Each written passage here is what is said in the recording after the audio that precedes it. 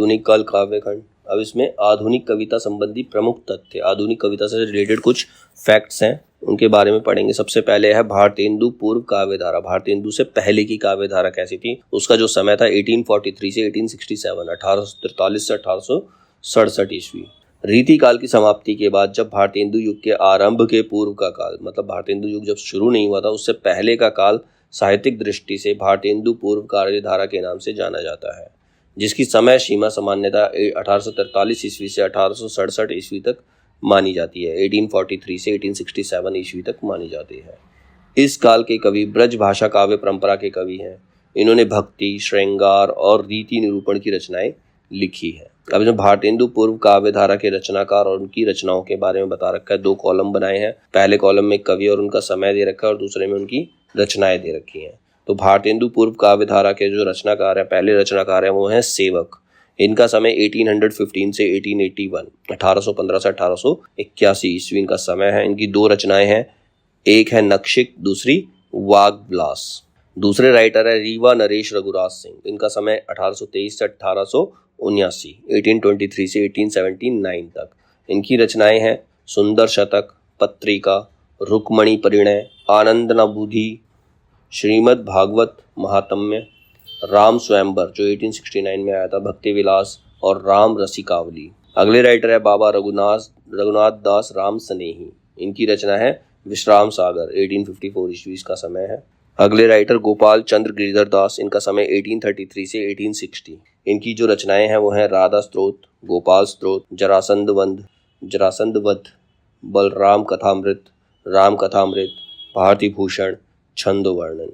Next है चंद्रशेखर वाजपेयी। इनकी रचनाएं हैं नक्षिक, हमीरहट का समय 1845, रसिक विनोद, इसका समय 1846। नेक्स्ट राइटर है रामदास की रचना है कवि कल्पद्रुम,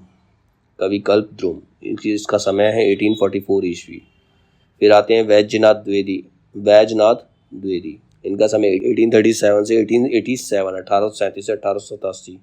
इनकी रचनाएं हैं सीता रामाभरण मंजरी, 1864, 1864, राम रहस्य, 1866, 1866, वृतनी दोष कदम, 1866, 1866, वामा विलास, 1866, ये भी 1866 ईस्वी की है। उद्दीपन श्रृंगार, 1867, 1867, अनुभव उल्लास, 1867, 1867, चित्राभरण, 1867, 1867। अगले राइटर हैं लच्छीराम ब्रह्म भट्ट। इनका समय 1841 ईस्वी से 1904 ईस्वी। इनकी जो रचनाएं हैं वो है मानसिंहाष्टक, प्रताप रत्नाकर, प्रेम रत्नाकर, लक्ष्मीश्वर रत्नाकर, रावणेश्वर कल्पतरु और कमलानंद कल्पतरु। 6 रचनाएं हैं इनकी लच्छीराम ब्रह्म भट्ट की। फिर है सरदार कवि। इनका रचना काल 1845 से 1883। इनकी रचनाएं हैं रामलीला प्रकाश, राम रत्नाकर, षड ऋतु, साहित्य सरसी, श्रृंगार संग्रह और वाग विलास। तो ये थे भारतेंदु पूर्व काव्यधारा के कवि और उनकी रचनाएं। इसके बाद आता है भारतेंदु युग। भारतेंदु युग के कवि और उनकी रचनाओं के बारे में बताया गया है। तो भारतेंदु युग का काल विभाजन और नामकरण कैसे किया गया है। अब इसमें प्रस्तुतकर्ता, मतलब उस काल विभाजन करने वाले का नाम, उसका समय और उन्होंने क्या नामकरण किया, भारतेंदु युग में क्या नामकरण किया, वो बताया गया। तो पहले प्रस्तुतकर्ता है रामचंद्र शुक्ल का समय जो है 1868 से 1893, 1868 से 1893 ईस्वी है। इन्होंने भारतेंदु युग का जो नामकरण किया था वो था नई धारा प्रथम उत्थान। दूसरे हैं रामविलास शर्मा। इनका समय 1868 से 1900, इन्होंने इसको नव जागरण का नाम दिया है। मिश्र बंधु, इनका समय 1869 से 1888, इन्होंने इसे वर्तमान काल का नाम दिया। राम कुमार वर्मा 1870 से 1900 इनका रचना काल है और इन्होंने इसे आधुनिक काल का नाम दिया है। और डॉक्टर त्रिभुवन सिंह, इनका समय 1857 से 1947, इन्होंने इसका नामकरण किया है जागरण काल। फिर आते हैं डॉक्टर बच्चन सिंह। इनका समय 1857 से 1900, इन्होंने इसे पुनर्जागरण काल के नाम से संबोधित किया है। आधुनिक हिंदी कविता के प्रथम चरण को भारतेंदु हरिश्चंद्र के नाम पर भारतेंदु युग का नाम दिया जाता है। उसका जो पहला चरण है उसे भारतेंदु युग के नाम से जाना जाता है। नामकरण का आधार भारतेंदु हरिश्चंद्र का युग प्रवर्तक व्यक्तित्व रहा है। मतलब उनका व्यक्तित्व, उनकी पर्सनैलिटी ऐसी थी जिससे उन्होंने एक युग को परिवर्तित किया, रचना के क्षेत्र में पूरे युग को परिवर्तित उन्होंने कर दिया। इसीलिए इसे भारतेंदु काल युग के नाम से जाना जाता है। चूंकि भारतेंदु का जन्म 9 सितंबर 1850 9 सितंबर 1850 को हुआ, इसीलिए कई विद्वान आधुनिक काल का आरंभ 1850 ईस्वी से ही स्वीकार करते हैं। इस तरह मोटे तौर पर भारतेंदु युग का समय 1850 से 1900 ईस्वी तक मान सकते हैं।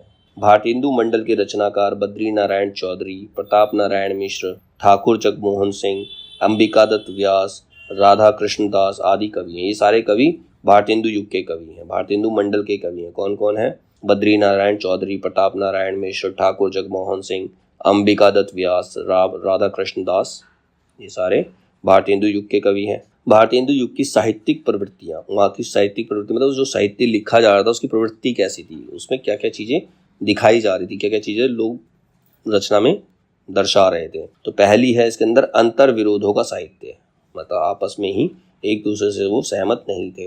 भारतेंदु युग में राष्ट्रभक्ति बनाम राजभक्ति, ब्रज भाषा बनाम खड़ी बोली और पारंपरिक संस्कार बनाम आधुनिक विचार के मध्य अंतर विरोध पाया जाता है। मतलब आपस में टकराहट थी, कुछ लोग राष्ट्रभक्ति को सही मानते थे, कुछ लोग राजभक्ति को। राष्ट्रभक्ति मतलब देश के प्रति और राजभक्ति मतलब जिनका राज्य है उनके प्रति। और ब्रज भाषा और खड़ी बोली में भी संघर्ष था। पारंपरिक संस्कार जो पुराने समय से चले आ रहे हैं और आधुनिक विचार, इनके बीच में भी अंतर विरोध पाया जाता था। तो पहली प्रवृत्ति क्या थी इसके अंदर? अंतर विरोधों का साहित्य माना जाता है इसे। दूसरा है श्रृंगारिकता की चेतना, श्रृंगारिकता ज्यादा थी। इस काल में आधुनिकता की चेतना के बावजूद रीतिकालीन प्रभाव पूरी तरह छोड़ा नहीं जा सका। न्यूनाधिक, कम या ज्यादा, इस युग के सभी कवियों ने श्रृंगारिक कविताएं लिखी हैं। फिर आती है भक्ति भावना। यह भक्ति के निर्गुण और सगुण दो रूप उपलब्ध होते हैं। यह भक्ति का एक और व्यापक रूप उपलब्ध होता है जिसे स्वदेशानुराग समन्वित भक्ति कहते हैं। मतलब दो तो है निर्गुण और सगुण, मतलब भगवान दिखते हैं, भगवान नहीं दिखते हैं। और तीसरा क्या था? स्वदेशानुराग, मतलब अपने देश के प्रति अनुराग, अपने देश के प्रति प्रेम, अपने देश के प्रति भक्ति। अर्थात ईश्वर की भक्ति का उद्देश्य देश की समस्याओं को सुलझाना होना चाहिए। फिर आती समस्या पूर्ति। इस युग में कविता वर्धनी सभा और रसिक समाज जैसी संस्थाओं की स्थापना की गई थी, जहाँ कवियों की गोष्ठियां, मतलब जो कवि सम्मेलन होते थे, जहाँ कवियों की गोष्ठियां होती थी, नए कवियों को प्रोत्साहित किया जाता था। इस परंपरा में एक विषय तय किया जाता था और उसकी अंतिम पंक्ति तय होती थी। कवि अपनी प्रतिभा से उससे पहले की पंक्तियां लिखते थे। आशु लेखन की इस पद्धति को ही समस्या पूर्ति कहा गया है, जो इस काल की प्रमुख प्रवृत्ति रही है। स्वयं भारतेंदु ने समस्या पूर्तियों को प्रोत्साहित किया है। अगली प्रवृत्ति है इसकी सामाजिक समस्याओं का चित्रण, मतलब अपनी रचनाओं के अंदर सामाजिक समस्याओं का चित्रण होना चाहिए। इस युग का काव्य जन जीवन से जुड़ा हुआ है, अतः इसमें नारी शिक्षा, विधवा समस्या, बाल विवाह, धार्मिक संकीर्णता जैसे विषयों की ओर कवियों की दृष्टि गई। कवियों ने इन विकृतियों पर चोट करके समाज में नई चेतना पैदा की है। फिर है प्रमुख आलोचकों के मत, मतलब जो आलोचक है उनके क्या क्या मत थे भारतेंदु युग के बारे में। भारतेंदु युग का साहित्य व्यापक स्तर पर गदर से प्रभावित है। गदर मतलब जो बंटवारे के समय टाइम पर जो हिंसा हुई, तो ये ऐसा किसने कहा? रामविलास शर्मा। भारतेंदु ने हिंदी साहित्य को एक नए मार्ग पर खड़ा किया। वे साहित्य को नए युग के प्रवर्तक थे, मतलब वो साहित्य के नए युग के प्रवर्तक माने जाते हैं, ये ऐसा रामचंद्र शुक्ल कहते हैं। और डॉक्टर रामविलास शर्मा कहते हैं कि भारतेंदु युग का साहित्य जनवादी इस अर्थ में है कि वह भारतीय समाज के पुराने ढांचे से संतुष्ट न रहकर उसमें सुधार चाहता है। अब है भारतेंदु युगीन रचनाकार और उनकी रचनाएं। तो सबसे पहले कवि हैं भारतेंदु हरिश्चंद्र। इनकी कृतियां बाद में इसके बारे में डिटेल में पढ़ेंगे, आगे डिटेल में दे रखी है। फिर है बद्री नारायण चौधरी प्रेमकन। इनका समय 1855 से 1922। इनकी जो कृतियां हैं, इनकी जो रचनाएं हैं वो हैं जीर्ण जनपद, अलौकिक लीला, आनंद अरुणोदय, हार्दिक हर्षादर्श, मयंक महिमा, वर्षा बिंदु, लालित्य लहरी, बृजचंद पंचक। अगले हैं प्रताप नारायण मिश्र। इनका समय 1856 से 1894। इनकी रचनाएं हैं प्रेम पुंज पुष्पांजलि, मन की लहर, लोकोक्ति शतक, तृप्यम ताम, श्रृंगार विलास और हरगंगा। नेक्स्ट राइटर है ठाकुर जगमोहन सिंह। इनका समय 1857 से 1899। इनकी रचनाएं हैं ऋतु संहार 1876 में आई थी, प्रेम संपत्ति लता 1885, श्याम लता 1885, श्यामा सरोजनी 1886, देवयानी 1886, मेघदूत 1883। फिर आते हैं अंबिकादत्त व्यास। इनका समय 1858 से 1900। इसमें आती है रचनाएं जो हैं पावस पचासा 1886 में, सुकवि सत्सई 1887, हो होरी 1891, बिहारी बिहार 1898। फिर है राधाचरण गोस्वामी। इनका समय 1859 से 1925। इनकी रचना है नव भक्तमाल। फिर है राधा कृष्ण दास 1865 से 1907, इनकी रचनाएं हैं भारत बारहमासा, देश दशा। अब भारतेंदु हरिश्चंद्र इनके मेन कवि है। भारतेंदु युग के नाम से ज्यादा तो मेन कवि कौन है, मेन राइटर भारतेंदु हरिश्चंद्र ही है, तो इनके बारे में डिटेल में दे रखा है भारतेंदु हरिश्चंद्र के बारे में। तो भारतेंदु हरिश्चंद्र के बारे में पढ़ते हैं। भारतेंदु हरिश्चंद्र उर्दू में रसा उपनाम से शायरी लिखते थे, मतलब पहले वो शायरी लिखा जाते थे और उसको क्या नाम दिया था उन्होंने, रसा। भारतेंदु ने लगभग 70 काव्य कृतियों की रचना की है, 70 काव्य कृतियों की उन्होंने रचना की। सन 1880 ईस्वी में सार सुधा निधि नामक पत्रिका में हरिश्चंद्र को भारतेंदु नामक उपाधि प्रदान करने का प्रस्ताव किया गया था। मतलब पहले उनका नाम हरिश्चंद्र था, लेकिन बाद में सुधा निधि नामक पत्रिका में ये तय हुआ कि उन्हें भारतेंदु नाम की उपाधि दी जाएगी, क्योंकि वो भारत के लिए लिखते थे, इसीलिए उनको भारतेंदु कहा गया। फलस्वरूप आम जनमानस में उन्हें भारतेंदु यानी कि भारतीय चांद की उपाधि से सम्मानित किया गया।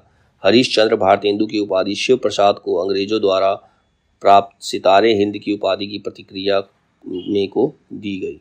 भारतेंदु द्वारा स्थापित सभा एवं संस्थाएं, उन्होंने कौन कौन सी सभा और संस्थाएं स्थापित की थी? पहली है कविता वर्धनी सभा 1870 में, और एक की थी उन्होंने काशी में। दूसरी थी पेनी रीडिंग क्लब, पेनी रीडिंग क्लब ये 1873 में किया। थर्ड है तदीय समाज 1873 में। भारतेंदु की सभी काव्य रचनाएं भारतेंदु ग्रंथावली के प्रथम भाग में संकलित है। भारतेंदु गद्य खड़ी बोली में लिखते थे, परंतु कविता के लिए उन्होंने ब्रज भाषा को चुना। मतलब दोनों ही भाषाओं को उन्होंने इस्तेमाल किया है। गद्य के लिए वो खड़ी बोली का इस्तेमाल करते थे और कविताओं के लिए ब्रज भाषा का इस्तेमाल करते थे। भारतेंदु को आधुनिक हिंदी काव्य का वैतालिक कहा जाता है। भारतेंदु की कविताओं में भक्ति परक तथा श्रृंगारिक संवेदनाओं और नवजागरण के स्वर मिलते हैं। भारतेंदु की भाषा अति सरस, सहज और ब्रज भाषा की बहुत सी रूढ़ियों से मुक्त है। मतलब पुराने शब्दों का इस्तेमाल उन्होंने ज़्यादा किया नहीं है। शिक्षा को बढ़ाने के लिए भारतेंदु ने हरिश्चंद्र डिग्री कॉलेज खोला। मतलब शिक्षा को आगे बढ़ाने के लिए उन्होंने अपने ही नाम से एक कॉलेज खोला जिसका नाम था Bharatendu Harishchandra degree college, Harishchandra degree college. उन्होंने दशरथ विलाप तथा फूलों का गुच्छा आदि कविताएं खड़ी बोली में लिखी हैं। मतलब वैसे उन्होंने कविताएं ब्रज भाषा में लिखी, लेकिन दो कविताएं हैं दशरथ विलाप और फूलों का गुच्छा, ये उन्होंने खड़ी बोली में लिखी हैं।